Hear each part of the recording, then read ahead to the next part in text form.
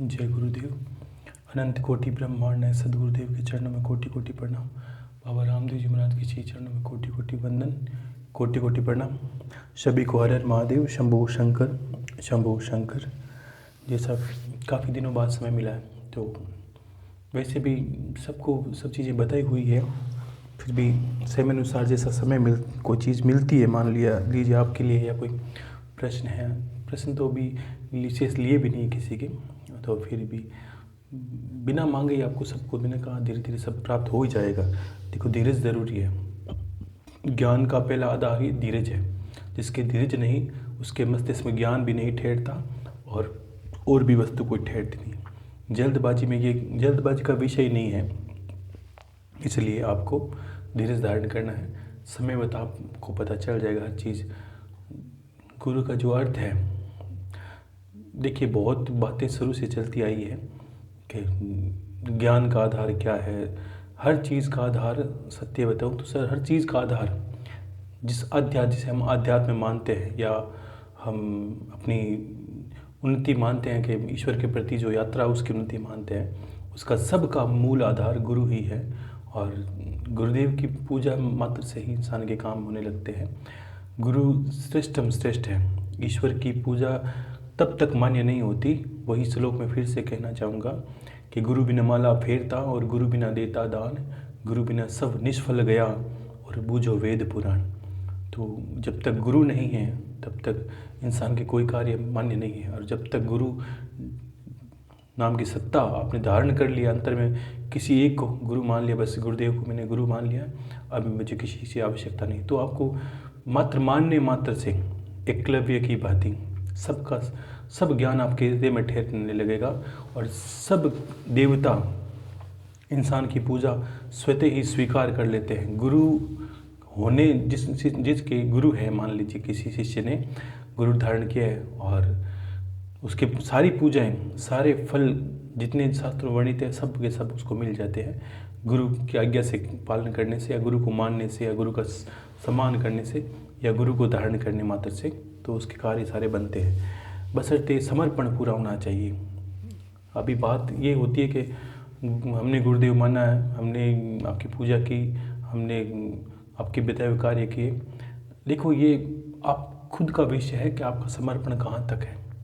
एक तो गुरु बनाने में भी एक पीछे अपना एक भेद छुपा रहता है कि गुरु बनाने के पीछे भी अपना एक लक्ष्य छुपा रहता है। बस अपने तो ये साधना करनी है और गुरु है तब अपने साधना हो जाएगी, हो जाती है, कोई बात नहीं। लेकिन समर्पण गुरु का श्रेष्ठ होने पर साधना भी आपको कम समय में सिद्ध होती है, कम समय में इष्ट की प्राप्ति हो जाती है। बहुत चीज़ों में इंसान को अपनी उन्नति नजर आने लगती है। जिसको गुरु के प्रति जो समर्पण है वो श्रेष्ठ होने मात्र से। अब गुरु का समर्पण भी सब लोगों को बता दिया। समर्पण का अर्थ ये नहीं होता कि हम बस मानते हैं ये समर्पण है, ये मानते समर्पण नहीं है। गुरु कहे उसके शब्दों को सिरोधार्य करके इंसान को सारे कार्य कर देने चाहिए। ये अपना में गुरु समर्पण का श्रेष्ठ काम है। बिना बोले, बिना कहे, पता होता है ये कहा है हमें जीवन में उतारने के लिए, वो बात हमें उतारनी है। ठीक है, तो हमने यही शुरू से पहले बताने की कोशिश की है कि इंसान के कर्म हैं।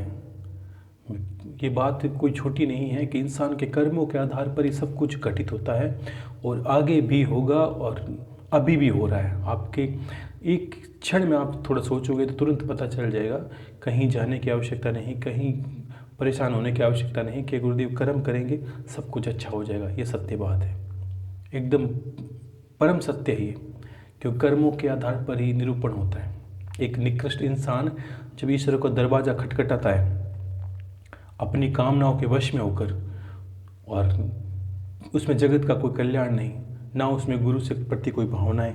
बहुत ऐसे इंसान मिलेंगे आपको जो बिना गुरु के हैं। अब एक बात मैं सब जगह पूछता रहता हूँ, लोग मिलते हैं, पहचान वाले मिलते हैं, कोई मित्र मिलते हैं, कभी बात होती है तो ये बात होती है कि मान लीजिए कल ही किसी से बात हुई, मैंने कहा क्या करते हो, उसने कोई अपनी समस्या बताई, भाई इस तरह की परेशानी है, कहाँ व्यापार चलता नहीं है, कोई तरीका हो जिससे चले। तो मैंने कहा आप करते क्या हो जिसके लिए, कोई ऐसा क्या कार्य करते हो जो इसीलिए आप लगता है कि भाई इससे जीवन सुधर जाएगा, या कोई भक्ति का या कोई धर्म कर्म का।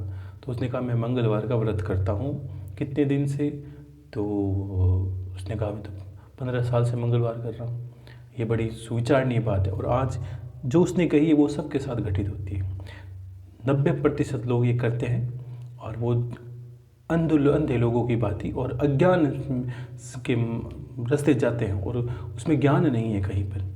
तो 15 साल से कोई इंसान अगर मंगलवार का व्रत करता है तो मैंने कुछ शब्दों में उसको ये समझाया। मैंने कहा आप भी समझ लीजिए इस बात को।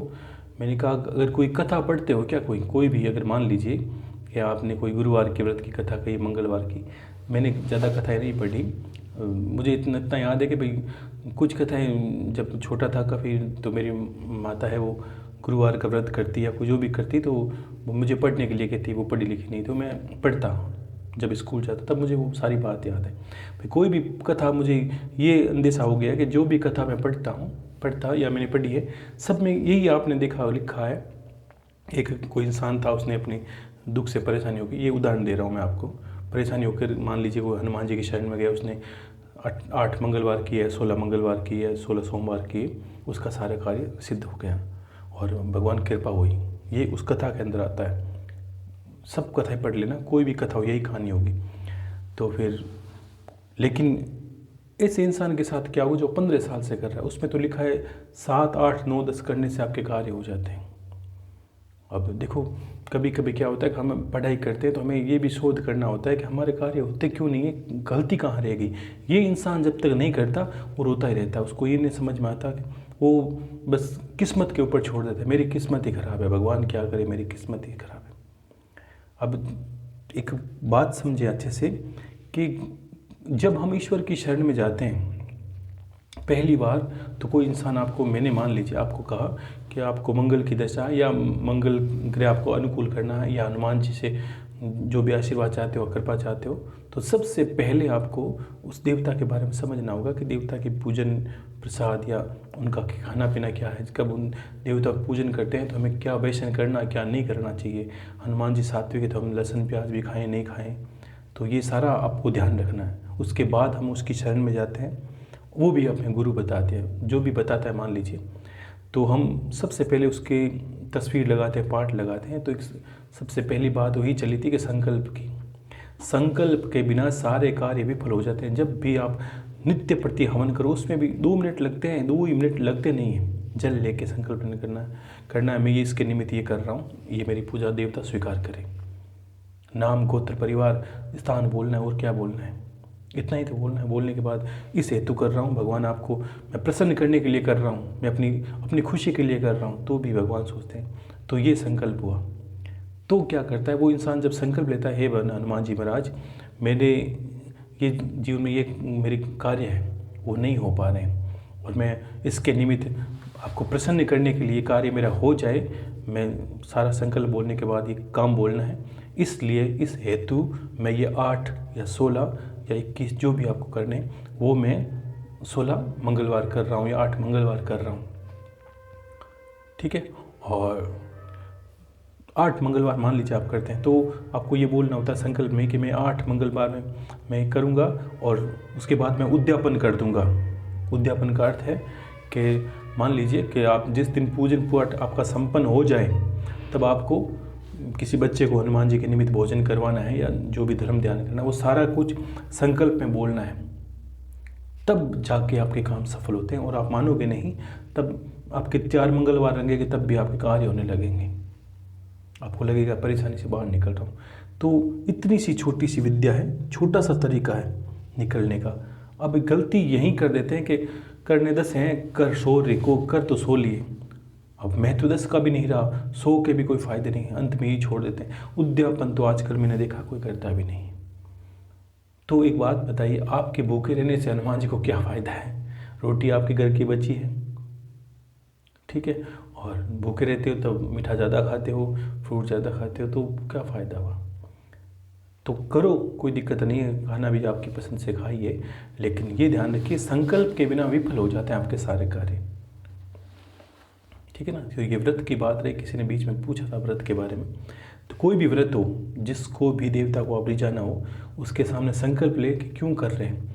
ये ठीक वैसा है जैसे स्कूल में हम पढ़ते हैं और हम छुट्टी लेनी है या कोई कार्य करना, हम एप्लीकेशन लिखते हैं कि ये कार्य है मेरा, इसलिए मैं 2 दिन नहीं आ पाऊँगा, 10 दिन नहीं, ये अर्जी लिखे बिना आपका कार्य होता नहीं। ठीक है, तो आपको संकल्प के बिना, तो पहली बात तो कोई भी कार्य घर में छोटी नित्य प्रति पूजा करो, उसमें संकल्प की आवश्यकता नहीं। लेकिन हवन अगर नित्य करते हो, ठीक है, तो नित्य हवन करते हो, उसमें एक ही बार संकल्प ले सकते हो कि हे प्रभु मैं नित्य हवन करूं, उसकी माला आप स्वीकार कर लेना, तो भी संकल्प मान्य हो जाता है। उसको ये पता चल जाता है संबंधित देवता को कि भाई नित्य इसके घर का मुझे हवन स्वीकार करना है। लेकिन व्रत हो तब भी, या अनुष्ठान हो, उसमें संकल्प के बिना, और संकल्प में जितना कहा उतना ही करना है,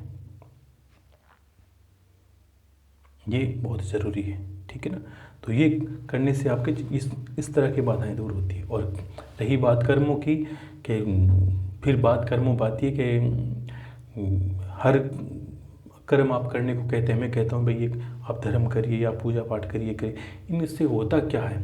अगर मैंने ब्रह्म ज्ञान की बातें बहुत पहले करी, और जहाँ राजा जनक की बात आई, सुखदेव जी की बात आई, और तो मैंने यही कहा कि आपको ये अनुभव करना है कि ब्रह्म ज्ञान, और जिसको बोलते हैं अद्वैत, ठीक है ना, पराज्ञान, ठीक है, एक तो होता है ईश्वर। अब हर धर्मों में एक विशेषता होती है, बहुत धर्मों में झगड़ा होता है कि कुछ लोग दिखते जो ईश्वर उनको मानते हैं, कुछ नहीं दिखते उसमें मानते हैं। कोई द्वैत की पूजा करता है, कोई अद्वैत का। लेकिन ध्यान रखना कि जब तक द्वैत को पूरा अच्छे से जानते नहीं हो, इन भगवान ने अगर सर्प देना होता तो आपको द्वैत का ज्ञान ही सब कुछ अर्जुन को देता। द्वैत में क्यों उलझाता, क्यों कर्मों में उलझाता? लेकिन ध्यान रखिए, मैं मान लीजिए कि मैं एक अपनी जगह बैठा हूँ, आप मेरी पूजा आराधना और मेरे जप करने अपने शुरू कर दिए, दादा गुरुदेव के जप करने मान लीजिए शुरू कर दिए आपने, तो आपने 1 वर्ष जप किए और आपके कर्म क्या रहे ये ध्यान रखना। तो ईश्वर को सब पता है, गुरु सत्ता को सब पता रहता है कर्मों के पर, तब तक इंसान के कर्म उदय नहीं होते। हम क्या बोलते हैं कि मान लीजिए कि आपने 1 वर्ष कोई मंत्र किया, महादेव का मंत्र किया, गुरु का मंत्र किया, और 1 वर्ष करने के बाद महादेव के आपके अनुभव नहीं हुए, दर्शन नहीं हुए, तो सबसे पहले आपको ये निरूपण करना है, किसी पे दोष आरोपण नहीं लगाना, आपको ये समझना है कहीं ना कहीं कर्मों में कोई चूक रह गई है। बिना कर्मों के चूके ईश्वर कभी पक्षपात नहीं करता। ये जरूर होता है कि वो सिर्फ यही देखता है कि जिसने मेरा दरवाज़ा खटखटाया वो है कौन। मान लीजिए आपने गुरु के जप किए और आपने मेरा दरवाज़ा खटखटाया, तो सबसे पहले मैं अनुभव करूँगा ये इंसान है कौन जो मेरा नाम ले रहा है। तो मैं अनुभव करूँगा ये कोई शराबी है, ये कोई नशा पता करने वाला है, ये अनाचार करने वाला है, लक्षणों में सही नहीं है और इसका चाल चलन बिल्कुल सही नहीं है, कभी इसने जीव जंतु को पानी नहीं पिलाया, कभी हाथ से अच्छे कर्म नहीं किए, तो ईश्वर उसका दरवाज़ा खोलता ही नहीं, ना गुरु खोलता है, वो बजाता रहे, क्योंकि वो इंसान फिर स्वार्थ के बस ही दरवाज़ा खटखटाता है, मेरा काम हो जाए, मैं बस परेशानी से निकल जाऊँ।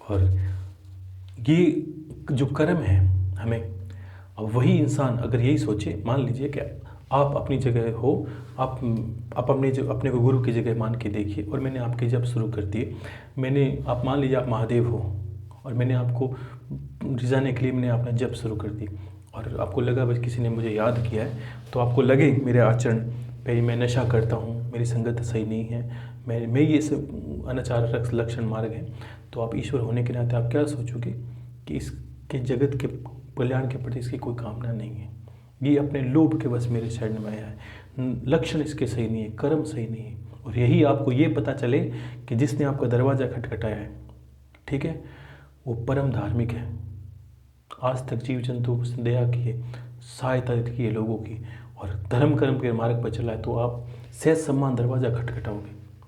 ये ठीक वैसे है, कोई चोर उच्च का दरवाज़ा खटखटाए या कोई धार्मिक होता है, जब कोई संत महात्मा घर पे आता है तो कोई इंसान उठ के उसको प्रणाम करेगा, सहज सम्मान लेके आएगा, और वहीं कोई अनाचारी होगा उसको यही निकालने की कोशिश करेगा वहीं से। कारण क्या है? इंसान दोनों एक ही है, कर्मों का फर्क है दोनों में, उसके संत के आचरण है, उसके संत के आचरण नहीं है।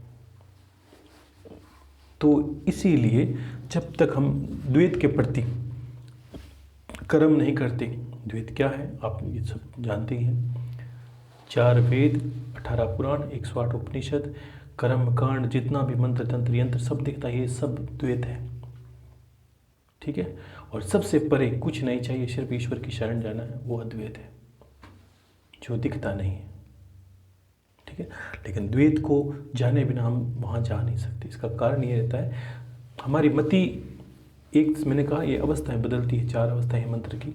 वैसे ही हमारी अपना आप स्थिति ऐसी हो जाती है कि हमें माला भी हाथ से छूट जाती है, बस अब कुछ नहीं, अंतर चल रहा है सब कुछ। जिस दिन आपको लगे कि आज माला भी करने की आवश्यकता नहीं, 24 घंटे मंत्र मैं रोकना चाहता हूँ, मंत्र नहीं रुकता, तब समझ लेना आप एक उच्च अवस्था में पहुँच रहे हो, जबकि आपको करने की आवश्यकता नहीं है, स्वतः हो रहा है। आप चुप रह के भी नहीं रहते, पूरी रात भर चलता है, नींद में चलता है, आप सिर्फ सुनते रहते हो, स्वतः चलता है। एक हम चलाने की कोशिश करते हैं, एक स्वतः चलता है। ठीक है ना, तो ये अद्वैत का है। और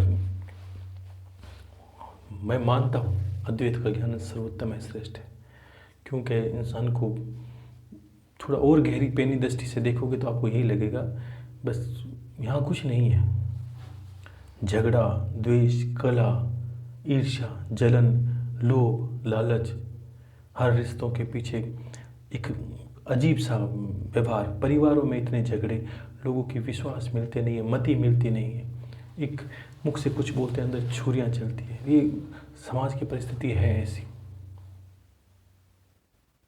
कर्म में कोई कहना ही नहीं चाहता, कोई करते, आप करते हो तो मैं शुरू से ही कहता हूँ आप सर्वोत्तम हो, बाकी आप अनुभव करें कौन करता है। अगर सभी आप जैसे करने लगे तो ये तो युग भी सतयुग हो जाए, इसकी आवश्यकता क्या है। कलयुग और सतयुग में फर्क कर्म का ही तो है, कुछ नहीं बदला, मनुष्य के कर्म बदले। मनुष्य कर्मों में पापी हो गया, निकृष्ट हो गया, नीच हो गया, अपने आचरण गलत हो गए, दूषित खाना खाता है, दूषित पीता, नशा करता है। मनुष्य के कर्म बदले, युग बदल गया, और कुछ नहीं बदला। तो ये बातें इसीलिए कहा, मैंने कहा सात्विक भोजन है, ये सुनता नहीं है, कोई खाता नहीं है। इसलिए आपने देखा, आप बहुत 1 साल से मैं कहता हूँ आप गिने चुने लोग सुनते हो, तो भी मुझे भी अच्छा लगता है, मुझे ज़्यादा को कहने की आवश्यकता नहीं। आप करते हो तो भी मुझे सुकून मिलता है, इतने ही बहुत है। ठीक है ना, तो हीरे तो गिने चुने होते हैं, कंकड़ गली गली में मिलेंगे आपको। ठीक है, तो मेरी दृष्टि में आप हीरो की जगह पे ही हो कि ईश्वर और महादेव की कृपा के बिना तो ये कहना मेरा संभव नहीं था, और ना आपका सुनना संभव था, क्योंकि हम लोगों के बीच में जो कड़ी है महादेव और गुरुदेव की, वही चलती है। बाकी ना तो मेरा ऐसा कोई विचार था, जब मुझे किसी से कुछ ज़्यादा कुछ कार्य नहीं है, और आपको भी इधर उधर जाने की आवश्यकता नहीं है, ना मैंने कभी बुलाया ना कहता हूँ। तो फिर बताइए, कोई बिना किसी लोभ लालच के आपको कहा है तो सिर्फ यही कि आपका जीवन सुधरे, आपका जीवन संभालो। कोई कृपा जरूर हुई है, कोई बात ऐसी जरूर रही होगी, कोई संबंध हमारा जरूर रहा होगा, इसलिए आप सुनते हो, मुझे कहना पड़ता है। ना चाहते हुए मुझे समय निकाल कर मन में आ जाता है। आप देखो, एक इंसान बड़े प्रेम से याद करता है तो एक हिचकी से चलती है, एक सामान्य बात है। तो आप अंदर से याद करते हो तो मुझे कहीं बैठे बैठे अंतर में ऐसा लगता है बस अब मुझे कुछ बोलना पड़ेगा, मेरी मजबूरी सी बन जाती है। ठीक है ना, तो होता है, घटनाएं घटती है। एक बीच में किसी ने, मैंने इस बार सुने नहीं किसी के ज़्यादा सवाल जवाब, गुरु भाई जी भी अपने व्यस्त हैं, तो फिर एक काफ़ी समय पहले मैंने बीच में सुना, कोई आगरा से हैं कोई बंधु, जिसने, नाम मुझे याद नहीं है, उन्होंने कहा कि जब गुरु पूर्णिमा वो शरद पूर्णिमा की बात थी, उस दिन का अनुभव बहुत अच्छा था। तो कहा गुरुदेव मैं साल भर से करता हूँ, मैंने सब कुछ किया है, लेकिन अंतर में यही रहता, आप बताते वो सारे कार्य करता हूँ, कुल देवी की उपासना करता हूँ, महादेव की करता हूँ, श्रावण मैंने किया है, और लेकिन मेरा 24 घंटे जो मन है फिर वो सिर्फ गुरु मंत्र ही करता रहता है। मैं आपके बताए कार्य करने के उपरांत दिन भर जो भी होता है, मैं दिन मन में श्वासोश्वास गुरु मंत्र करने की कोशिश करता हूँ, और मेरे आंसू छलकते रहते हैं। एक कितनी बड़ी बात आप लोगों ने देखी है, आपने सभी ने अनुभव किया इस चीज़ को, कि इस बात को ये आप कभी नहीं दोहराने की आवश्यकता नहीं है कि मैं ये नहीं समझूं कि आपको गुरु के प्रति रोना आता है, क्योंकि जिस रास्ते में गया हूँ मैंने बिना बोले समझ सकता हूँ कि हाँ, आपने देखा, आप हज़ारों बार पूजा पाठ करते हो, सभी देवता आपके सामने हाजिर है, लेकिन 10 मिनट गुरुदेव को देखोगे, गुरु का ध्यान करोगे, गुरु का मंत्र करते आपको रोना ही आएगा। ये क्या कारण है? कोई मुझे बता दे भाई क्या कारण है?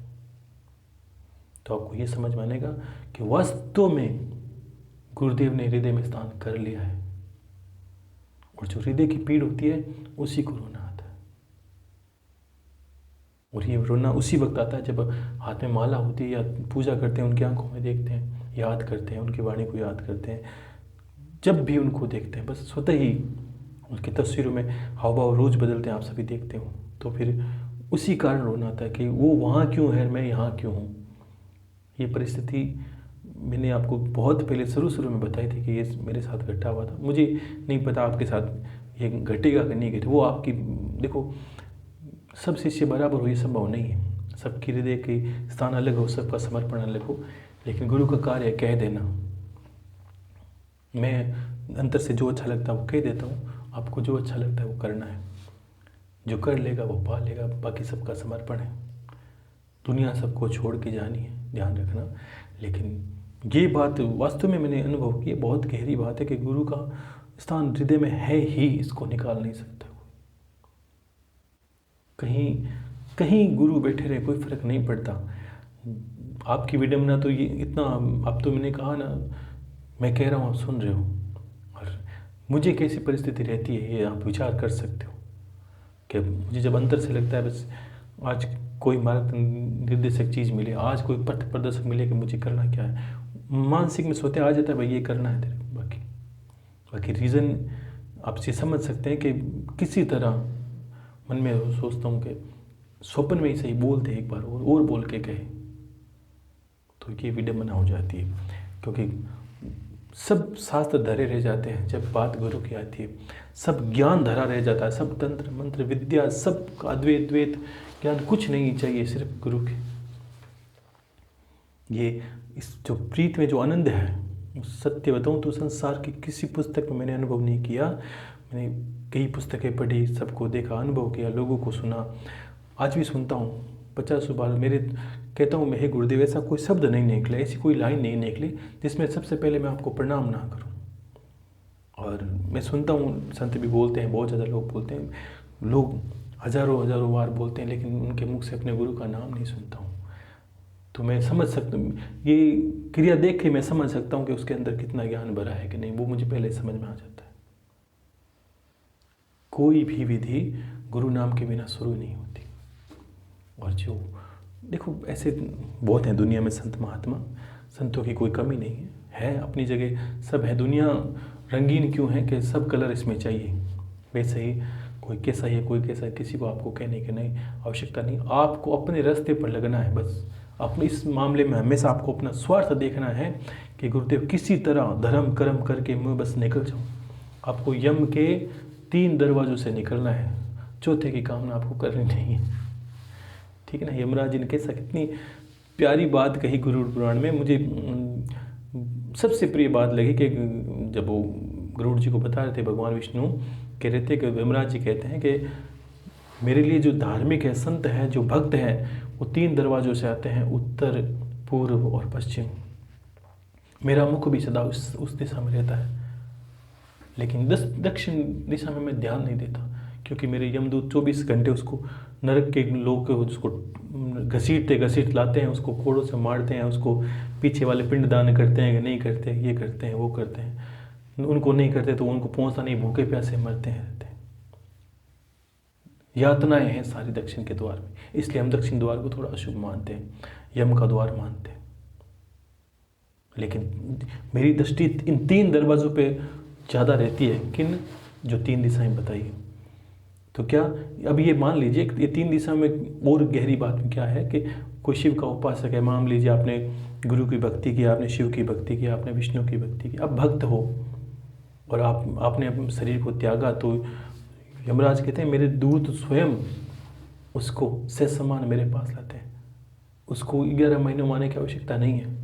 और मैं सदा मुझे मेरा कार्य यही है कि मुझे उनको शिव लोक पहुंचाना है। वो शिव के मननीय भक्त हैं, वो शिव गामी हैं या संत हैं शिव के, लेकिन मैं जानबूझ के उनको रोकता हूँ ताकि मैं उनको थोड़ा आतिथ्य दे सकूं, उनका सत्कार कर सकूं, और मैं उनकी सेवा में लगा रहता हूँ, उनसे शास्त्रार्थ, उनसे ज्ञान की चर्चा करता हूँ मैं, और कुछ समय उनकी मैं उनको अतिथि सत्कार उनका कर उसके बाद में उन मेरे दूतों को जो रथ में सह सम्मान उसको शिवलोक छोड़े, जो विष्णु लोक छोड़े। मेरा 24 घंटे विशेष कार्य यही रहता है। और निकृष्ट लोगों के लिए मेरा दक्षिण का द्वार खुला है। वो चलते रहते हैं, पीछे पिंडदान करते हैं, मरते हैं कि नहीं, ये दलदल में आपको उलझना नहीं है। बताना कि मैंने लास्ट में ये बताया नहीं बताया, आप समझ नहीं पाया मैं, कि आपको ये समझना है कि आपको इन दरवाजे की कामना ही नहीं करनी है, कि अंतर विचार नहीं करना है कि गुरुदेव मेरे पुत्र करेंगे कि नहीं। आपको जीती जी सब कुछ कर लेना, किसी की आशा नहीं करनी। संत की बात ही, भक्त की बात ही, भक्त हो जाओ बस। आपको बस आपको उन 3 दरवाजों में प्रवेश करना है, चाहे संतों की करें, चाहे भक्तों की करें, चाहे योगी सन्यासी की करें। किसी भी तरह आपको उस दिमाग में रहना नहीं, अपने हाथों से किया श्रेष्ठ है, उससे ज़्यादा तो कोई किसी की आस ना रखो कि कोई करेगा नहीं। अपना कार्य अपने हाथों से कर चलो। तो ऐसे कर्म हैं इंसान के, जो इंसान को ईश्वर के प्रति या ईश्वर को भी इंसान के प्रति झुकने पर मजबूर कर देते हैं। भगवान हमेशा भक्त की बात रखते हैं, अपनी बात को झूठा कर देते हैं। ये बात मैंने कही कि नहीं, ये सुन लीजिए आप, कि आपने गीता में, गीता बड़ा प्रसंग था कि भगवान कृष्ण ने कहा कि मैं युद्ध में शस्त्र नहीं उठाऊंगा, लेकिन भीष्म पिता थे, गंगा पुत्र भीष्म, उन्होंने वापस क्या कहा, प्रभु आप नहीं उठाओगे, लेकिन मैं आपको विवश कर दूंगा शस्त्र उठाने पर। लेकिन भगवान ने अपना वचन तोड़ा, उस भीष्म पिता की बात रखी। आपको ये दिखता है कि भगवान शस्त्र उठा के भीष्म पिता पर प्रहार किया, लेकिन भीष्म पिता ने उसी वक्त भी कहा था, भगवान मैंने कहा था ना आप शस्त्र उठा लोगे। क्यों? कि भगवान को तो हर परिस्थिति में करना क्या है, अपनी बात को तो झूठा भले ही कर दे वो, लेकिन भक्त की बात को झूठा नहीं करते। इसी को संत वरदान और श्राप कहते हैं। मान लीजिए किसी संत ने आपका भला करने का कहा, तो आपकी किस्मत में लिखा है कि नहीं लिखा, लेकिन भगवान क्या करता है, अपनी भक्त की बात को सदा सच्चा करता है। यही संतों का चमत्कार होता है, यही संतों का आशीर्वाद है कि जा खुश हो जा।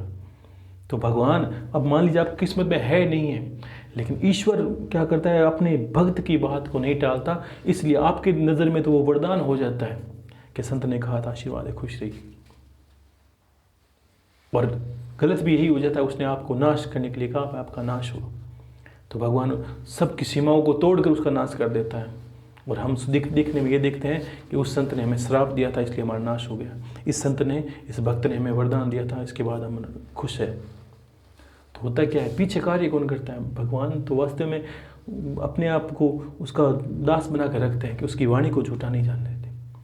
अपने लेखे में तो लिखा है भगवान ने कि किसी का आयु देख लीजिए, कि मार्कंड जी को देखी, मार्कंड जी की उम्र, महादेव स्वयं कहते हैं कि आपकी उम्र 12 साल की है। जब पुत्र दिया मार्कंड ऋषि को, तब यही कहा कि भाई आपकी उम्र वायु 12 साल की है,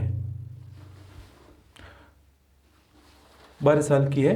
और लेकिन वही भगवान ने जब यमराज जी से मार्कंड जी को बचाने के लिए और मार्कंड जी को अमर करने के लिए क्या किया, अपने ही बात को झूठा करके मार्कंड जी को अमर कर दिया।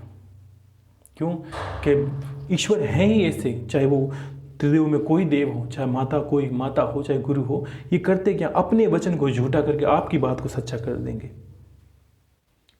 तो यही भगवान का कार्य है।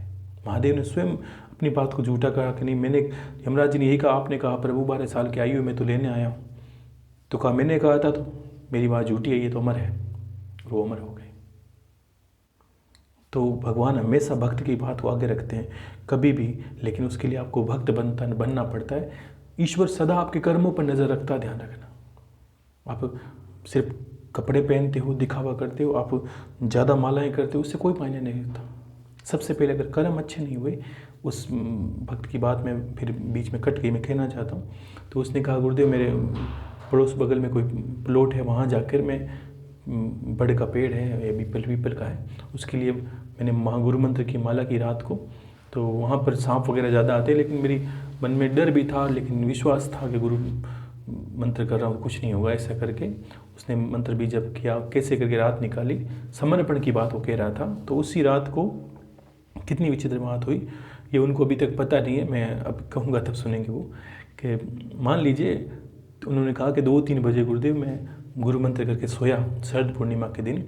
तो सोया, तो सोते सोते क्या हुआ, मुझे ऐसा लगा भी कि आप मुझे दिखने लगे हो, और उसने कहा भाई आप ऐसी जगह हो, कोई आश्रम सा लग रहा है मुझे, बगीचा सा लग रहा है, आप कहीं बैठे हो या आपके पास कोई बैठा है, ऐसा करके मुझे लगा था। और अब मैं आपके पास गया और जाते ही मैंने आपके पैर पकड़े, तो वो ऐसा लगा, मैं पैर पकड़ के रोया ज़ोर से, रोया। रोते ही मेरी मतलब जो भी भावनाएं थी, मैं कुछ कहना लगा था, ऐसा करके मेरी आँख खुल गई। और तो कितनी बड़ी उसी वक्त को मैं कहना चाहूँगा, उसी रात को मुझे, मैं शरद पूर्णिमा को रात को जप कर रहा था माता की, तो छत पे ही मैं सोया था। सोते ही मुझे ऐसे झटका सा लगा और मुझे लगा किसी ने मेरे पेट पकड़ लिए ज़ोर से, और तुरंत ही मुझे उठना पड़ा था। ये घटना उसको नहीं पता। ये कहने के बाद मैंने गुरु भाई जी से 2-3 बात हुई, मैंने कहा यार ऐसी घटना रात को हुई मुझे, मेरे साथ किसी ने लगा मुझे ज़ोर से, मेरा रो रहा है, पैर पकड़ ली। तो ये देखो ये कनेक्शन ऐसा होता है, हम बोलते हैं ना समर्पण के क्या होता है, तो उसको ये नहीं पता, उसका तो मैंने सुना है अभी तक, ठीक है। तो ये उसी के लिए कहूँगा। तो समर्पण क्या होता है, गुरु कहीं रहे इससे कोई फ़र्क नहीं पड़ता। आप में से 50 लोगों ने फ़ोन किए, मैसेज किए, गुरुदेव हमने आपको देख लिया, वो जब जितनी बातें कहते हैं वो सब सत्य है मेरे बारे में। मान लीजिए उन्होंने कहा ऐसी जगह आप रहते हो, ऐसे कपड़े पहनते हो, आप बच्चे से लगते हो, ऐसे लगते हो, वो सब सत्य, सबकी जो देख रहे हो आप सब सत्य है। अगर समर्पण में जो दिखता है वो सपने नहीं होते, जिसको आपने देखा नहीं है वो दिख रहा है तो सपने नहीं है, वो वास्तविकता है, ठीक है ना। तो ये समर्पण का कारण है। अगर 100 में से 50 को दिखे या 1000 में से 500 दिखे, 500 को नहीं दिखे, तो समर्पण है। जितना रुदन आता है, प्रेम होता है, दिख ही जाता है। दादा गुरु जी तो सभी के शायद मुझे लगा मैसेज आ गए कि सबको लोगों ने दर्शन दिए, तो कोई बड़ी बात नहीं। आपका समर्पण होगा, गुरुदेव दर्शन आपकी तस्वीर के सामने बैठे हैं, दर्शन देंगे ही निश्चित। लेकिन सबके पीछे यही बात है, कर्म। क्योंकि कर्म आपका, देखो एक बात समझे, एक संत बनने में, एक योगी बनने में, एक भक्त बनने में, मान लीजिए एक संत क्या करता है, अपना पेट भरता है, मांग के खाता है, ये संत का एक स्वभाव है। मतलब ठीक है, विरक्त है परिवार से, कोई जिम्मेदारी अपनी पूरी करके बना है, कोई कैसे करे।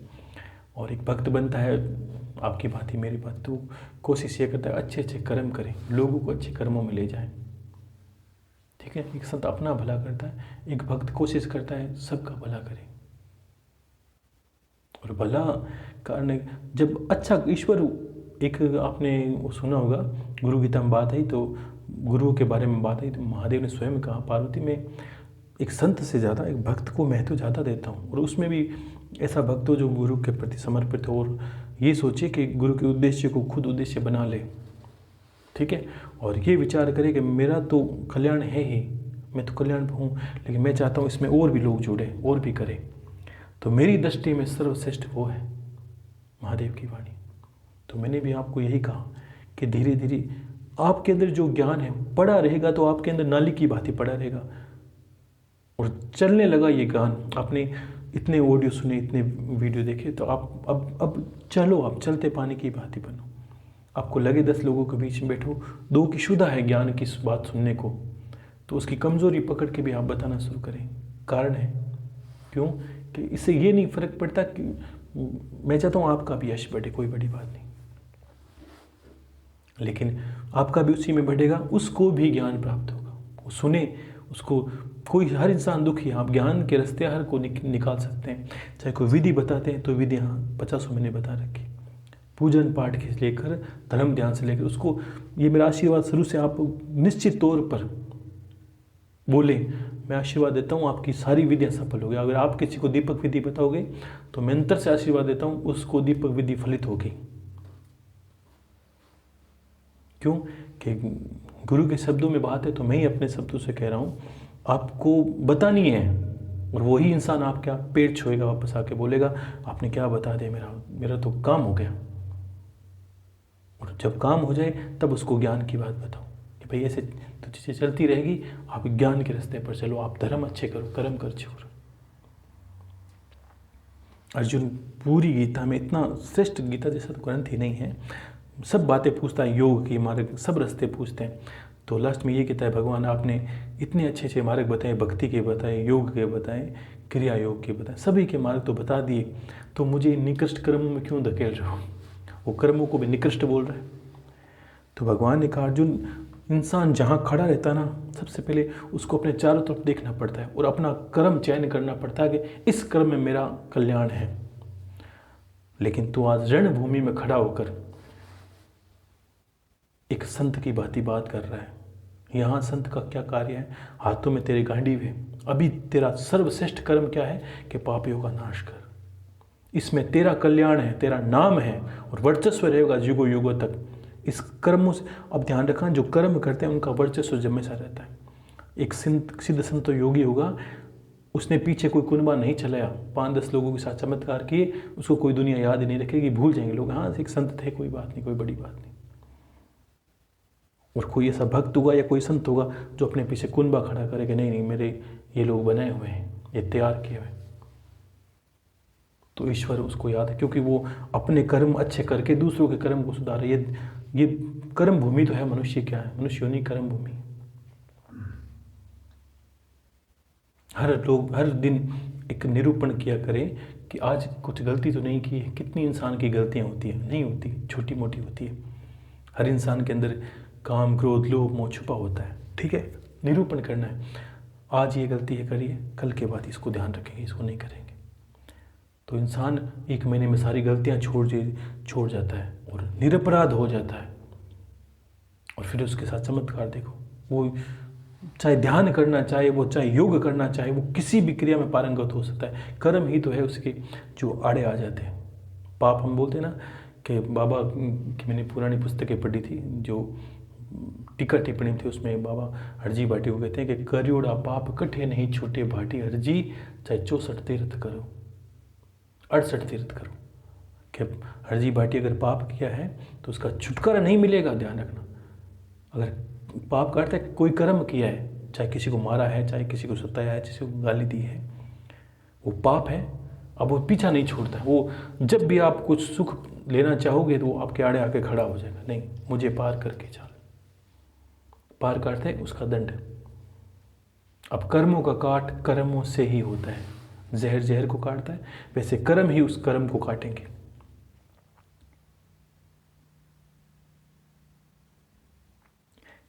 अच्छा मनुष्य बनने में मैं मानता हूँ अभी के समय में कि सब सोचते हैं मानव है, लेकिन मानव की तो कोई बात ही नहीं है। मानव के तो बहुत गुण है। मानव लिखते हो तब लिखना पड़ता है, जब स्कूल में लिखते थे कि बोलते हैं आपको गाय पे लेख लिखना, आपको शेर पर, तो सब लिखना पड़ता है भाई गाय एक पालतू पशु है, गाय के साथ ये किया जाता है, गाय को घास खिलाया जाता है। अगर कोई मानव का लिख के मुझे बताए तो मैं मान दूँ कि ये लेख लिखा है।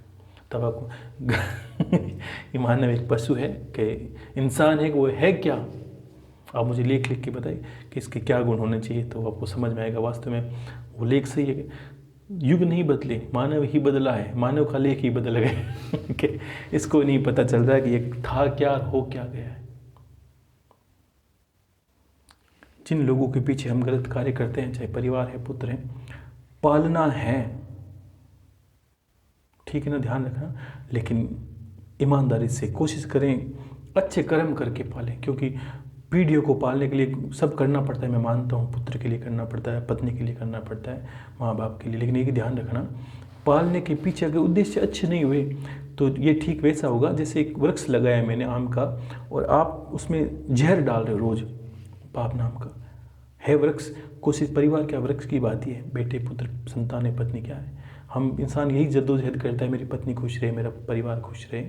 लेकिन अगर आप उसमें जहर डाल रहे हो उस आम रूपी वृक्ष में, तो आपको ये तैयार हो जाना चाहिए कि इसके जो फल लगेंगे, जिसके लिए मैं जल डाल रहा हूँ, वो इतने कड़वे लगेंगे जिसको खाते मरना पड़ेगा।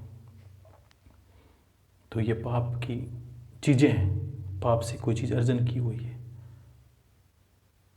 ऐसे संसार में सब पाप है, लेकिन एक बात मैंने कहा था, काम क्रोध लोभ मोह के बारे में, एक संतुलन अर्थ ये नहीं कि एक व्यापारी व्यापार करता है, कहीं लोग उलझ नहीं जाएं कि व्यापारी व्यापार करता है वो तो 2 रुपये का मुनाफा करके बेचता है।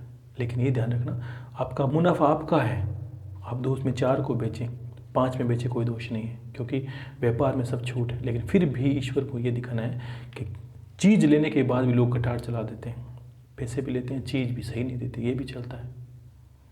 वो सामने वाला मांगता है, उतने दे दिए, फिर भी चीज़ सही नहीं दी, ये दोष हो जाता है। अंतर में लगता है, लेकिन ये भी कितनी विचित्र बात है। मैंने देखा है कि ये वास्तव में होता है। कभी गलत हो जाए तो मन में विचार आता है कि ये काम मुझसे गलत हो गया, इसके ऊपर हमने छुरी चला दी, इसने तो गर्दन आगे की, प्रेम की बात है, हमने इस पर गर्दन पे छुरी चला दी। तो वो अपराध वो जिस वक्त हो तब ये समझ जाना कि आज मुझसे अपराध हुआ है और इसकी क्षमा करना है और आइंदा ऐसा नहीं करना। ऐसे ही पाप को कम किया जाता है।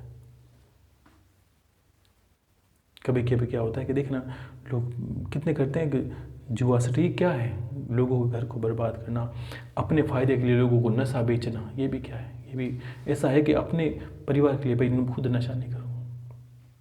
मैंने यहाँ तक देखें खेतीबाड़ी में लोग काम करते हैं तब आजकल फसलों में कितना जहर डालते हैं जीव जंतुओं को मारने के लिए, लेकिन अपने परिवार के लिए 1-2 बीघा में वो अलग रखते हैं कि इसमें जहर नहीं डालेंगे, इसमें जहर नहीं डालना क्योंकि तो घर के लिए खाने के लिए। ऐसे भी लोगों को देखा मैंने। तो क्या दूसरी दुनिया खाएगी, वो जहर खाएगी। तो ऐसे नहीं करना, भेदभाव नहीं करना, और बस कर्मों का निरूपण ही करना है, बाकी तो कुछ है ही नहीं। ज्ञान तो बहुत, ईश्वर बहुत आसान है और कठिन इतना है कि इतनी अमृतवाणी सुनने के बाद भी अगर कर्म अच्छे नहीं हुए तो सारा कठिन हो गया हमारे लिए। और सीधा साधा इतना सा है, कुछ नहीं करना, एक मानव बनना है, एक गुरु नाम की सत्ता को धारण करना है, अपने इष्ट का चयन करना है। इतना कार्य, अपने इष्ट का चयन करना है, एक मानव बनना है, एक गुरु धारण करना है।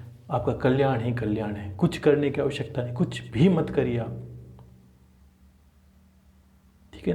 और बाकी सारी चीज़ें इसलिए बताई गई, कुछ विधियाँ, कुछ प्रयोग, कुछ मंत्र विद्या, कुछ दीपक विद्या। ये कारण है कि हम जिस परिवार में थे वहाँ कठिनाई आती है, परिवार के शत्रु भी होते हैं। देखो शत्रुता तो है ही, कोई परिवार में शत्रु है, कोई हमें साथ में रहने वाला शत्रु है, कोई तंत्र मंत्र से दुनिया मरी जा रही है, वैसे करके। तो कुछ विद्या इसलिए बतानी जरूरी है क्योंकि बचाव भी जरूरी है। देवताओं के हाथों में भी शस्त्र होते हैं, बिना शस्त्र के देवता है। तो आपके भी, मैं चाहता हूँ कि कुछ विधियाँ भी आपके हाथों में रहे कि इस विधि से हम निकल सकते हैं, इससे निकल सकते हैं। ये इसलिए ज़रूरी है।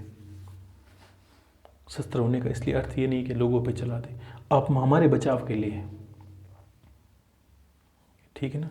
तो सभी को यही बात कहना चाहूँगा। और बात रही दीपावली की, इस बार तो 22 तारीख से जो प्रदोष दिन है उस दिन से दीपावली आपको मनानी है। दीपावली को प्रदोष है, प्रदोष और धनतेरस साथ में मनेगी। इस बार दीपावली में जो अमावस है उसमें थोड़ा सा ग्रहण की मात्रा है लगेगी, जो आंशिक ग्रहण वो ग्रहण लगता है, उस पर पूजन शुभ नहीं होता।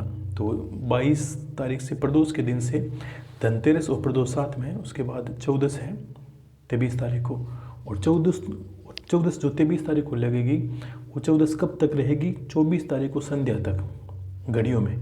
अब 24 तारीख को संध्या के समय अमावस लग जाती है। संध्या का अर्थ है गोधूली बेला में।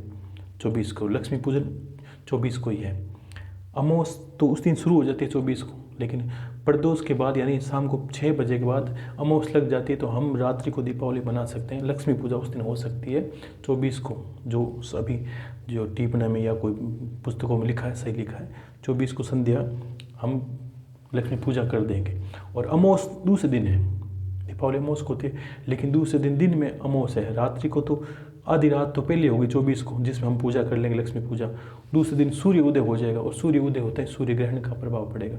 वो दिन हमारा आधी अमावस चली जाएगी, अमावस के अंदर सूर्य ग्रहण हो गया, इसलिए हम 24 को भी कर लेंगे पूजा, लक्ष्मी पूजा वो कर लें। धनतेरस सबको पता है, विधि आपको सबको बता दी है। 14 को आपको पता है यम का दीपक करना है, घर का मुखिया करे, बाकी पिछली वाले अमृतवाणी में सब कुछ बताया हुआ है। और जो अमावस है उस दिन के दीपक तो आपको 5 दिन पूरे जलाने हैं, ठीक है ना। और गोवर्धन पूजा अमावस के बाद, यानी अमावस है उस दिन 25 तारीख को, उसके बाद अगले दिन होगी। क्योंकि कर संध्या भी शाम को समय, जो समय शाम का, उसमें भी हम कर सकते हैं संध्या के समय। लेकिन ये बात रहती है कि उस दिन रात्रि को हम गोवर्धन पूजा नहीं कर सकते। एकम तो लग ही जाती है, लेकिन उसलिए एकम लगेगी कब, जब आपको अगला दिन आएगा 26 तारीख का, ठीक है ना। ऐसे करके आप देख लोगे, ऐसी चीज़ें तो आपके सामने ही, आपके मोहल्ले पंडित वगैरह है तो किसी से पूछ लेना, लेकिन विधि विधान से करनी है। लक्ष्मी माता का हवन तो आपको करना, ये विधि आपको बता दी है। घर में भोजन बने, सबको सब चीज़ें पता है, बट बस प्रेम की कमी मत रखना, ठीक है ना। ये नहीं हुआ, विधि को विधि मान के करोगे तो कभी सफल नहीं होगी। विधि तो बस इसलिए सोचिए कि आपको पता है भाई 5 दिन में लक्ष्मी माता को मनाना है, ये कार्य करना है, ठीक है ना। तो धनतेरस से शुरू करना है। धनतेरस को हम ये ध्यान रखना, कुछ लोगों घर में देखो कुछ चीज़ें वास्तु के हिसाब से और भी चीज़ें या घर की सुविधा के अनुसार आपको ये ध्यान रखना, कांच जो है ना हमारा जब पूजा पाठ घर का कांच है उसमें साफ सफाई रखनी होती है। वो लक्ष्मी जी का स्वरूप होता है। एक झाड़ू होता है वो भी लक्ष्मी का स्वरूप होता है। तो इन 2 चीज़ों को बड़ी सावधानी साफ सफाई रखनी है। और धनतेरस को दिन लोग झाड़ू का लेन देन करते हैं, सोने चांदी का भी करते हैं, लेकिन झाड़ू का लेन देन विशेष करना चाहिए। इसमें क्या है, लक्ष्मी का स्वरूप होता है। और पुराना जो झाड़ू है आपका अगर टूटा फूटा है तो उसको विसर्जन कर दीजिए। और कभी भी झाड़ू नया काम ले हमेशा तो आपको मोली बांध के प्रणाम करके लेना है, क्योंकि देखियो तस्वीर में लक्ष्मी को किसी ने नहीं देखा। और लक्ष्मी का स्वरूप है जो दरिद्र का नाश करती है। अगर झाड़ू का प्रारूप नहीं हो तो ये नहीं समझ सकते कि घर में कितनी दरिद्रता रहे। तो उस झाड़ू को प्रणाम करके ही रखना आपको, ठीक है ना। हम लिखते हैं झाड़ू अस्त व्यस्त बहुत रहता है लोगों के घर में, लोग इधर गिरा देते हैं, कभी उधर गिरा देते हैं, ये भी गलत है। एक दिशा निश्चित होनी चाहिए इसकी, एक दिशा में लोग कोशिश करें और कोशिश करें खड़ा रहे। खड़ा लोग मानते नहीं हैं, लेकिन आप जैसा भी रखते हो उसमें पूजन पाठ करके रखें। रोज़ पूजा करने की आवश्यकता नहीं, जिस दिन लाओ उस दिन रखे और पुराना झाड़ू उसको आप विसर्जन कर दीजिए, ठीक है ना। तो छोटी मोटी विधि है, कोई इसमें बड़ी बात नहीं, आपको ये सब चीज़ें मिल जाएगी, लेकिन सावधानियाँ बरतनी है इसी को, ठीक है। और बाकी तो सबको आगे बता दूंगा, एक आगे विधि बताऊंगा मैं आपको। कुछ लोगों ने कहा गुरुदेव दीपावली को ये बताइए वो बताइए। देखिए ये होता है कभी कभी किसी को बहुत ज़्यादा दरिद्रता होती है, कोई रोग होता है, तब दीपावली को अगर पुराना झाड़ू हो उसको आप अपने सर से 7 बार घुमा के अगर बाहर फेंकते हैं, फेंकने का अर्थ ये नहीं विसर्जन करते हैं, ठीक है ना। और उसको ये प्रणाम करते हैं मेरी दरिद्रता या मेरी बीमारी को तो लेके भाई ख़त्म कर दे, तो उस झाड़ू के साथ ही वो सारी दरिद्रता और बीमारी चली जाती है। विसर्जन करने का अर्थ ये होता है, उसके खुले स्थान पर छोड़ना झाड़ू को। ऐसा नहीं गली में कचरे की डिब्बे में डाल दिया, बाल्टी में डाल दिया, ये नहीं करना। थोड़ी सभ्यता बढ़ती है, सभ्यता में बहुत गुण है, छोटी छोटी चीज़ें होती है बहुत कारगर होती है। तो ये चीज़ें आपको ध्यान रखनी है। और बाकी एक विधि आगे मैं बताऊंगा आपको जो कुछ इस दीपावली के बाद है। और बाकी दीपावली अच्छे से मनाएं सभी लोग, सभी को मेरी तरफ से दीपावली की ढेर सारी शुभकामनाएं। गुरुदेव सबका कल्याण करें और बाकी खुश रहें सभी लोग, ठीक है। और आशीर्वाद है। हर हर महादेव, शंभो शंकर, शंभो शंकर।